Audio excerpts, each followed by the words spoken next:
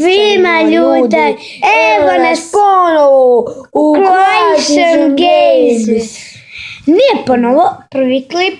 Danas smo napravili kanal prije pol ure ili pol sata. Ali htio sam nešto reći. Prvi klip... Počet ćemo ubrzo snimati PES 2015, PES 2014 i FIFA 15. A možda ne poznaje PES 2015, vidit ćemo. Ali ubrzo snimamo i igre, samo što neće biti facecama. Facecama neće biti. Vidit ćemo, nisam siguran kako da napravim facecam. Jesam, ali nisam siguran. Ponovo računam koje ćemo sve igre. Igrat ćemo 3 nogometne igre, a možda bude i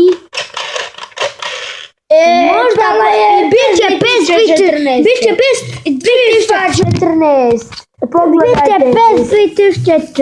2013. Tamo negdje kad budem išao, ali bez mog prijatelja. Najbolja igra, ko meni je najbolja igra. Ne znam je li Dominiku, pitat ćemo ga sada, je li ti dobra igra? Je, dobro, ali PES 2013 ćemo isto snimati. Ćao. Evo.